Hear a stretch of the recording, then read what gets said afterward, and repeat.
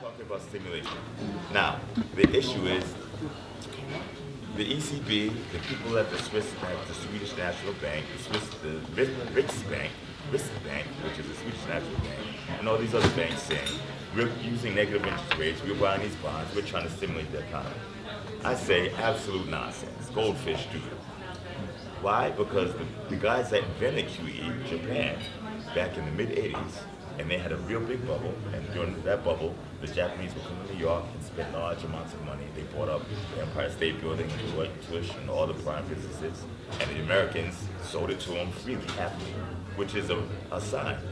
If you go to another economy, another country, and you buy an asset, and other people are very anxious to sell it to you, they know a lot more about the asset than you do. Okay, so they sold all the overpriced assets in America to the Japanese at the top of a bubble. When their economy collapsed, the yen collapsed, they got in trouble, and the Japanese central bank said, we're going to stimulate the economy. We created something called quantitative easing. Basically, it's a Ponzi scheme. Anybody who's in trouble, we're going to buy all your assets. And after they buy all the assets, the price of the assets go up. When the price goes up, the yield goes down. The reason why the yields were high is because nobody wanted to buy the Japanese debt because they knew Japan couldn't afford to pay it. Right now, some of the Japanese bonds have 200% gross domestic product, or GDP, the interest coverage ratios, which means that there's nowhere in the world the Japanese economy can afford to pay their interest on their debt. Nowhere in the world. 200, 300 times. It takes two or three Japanese economies just to pay their interest on their bonds once.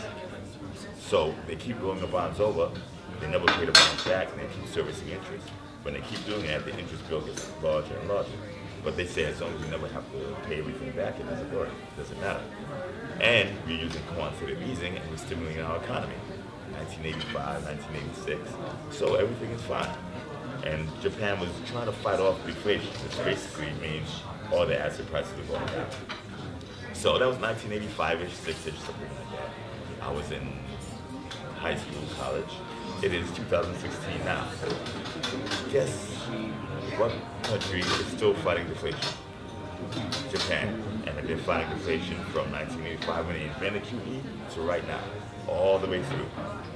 QE hasn't worked for 34 years. And these are the guys who invented it. QE worked on the implemented QE in the United States. Right? We fought off allegedly the big real estate bust. I don't know if you got a chance to walk around Manhattan, but you see cranes everywhere. Lots of construction. Right next to a building that's having a problem selling out. Back in the bubble again. Prices in Manhattan are going down. You're going to have a deflationary issue. We implemented QE. All of Europe, because Europe has 17, and excuse me, I have to speak my piece here. You have the Europeans, I think, are trying to emulate the U.S. because the U.S. seems like it has a strong economy. And so, because of the 50 states, so the European Union is trying to do the same thing, but they're trying to take a shortcut. It took about 300 years for the U.S. to do it, 250, 300 years.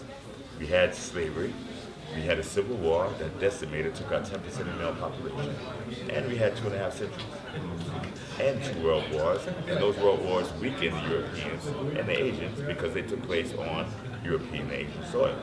We were protected on 2 sides by large bodies of water, can't sneak up on us, and where we are bound by land, those are both allies. So we've never had war on the soil.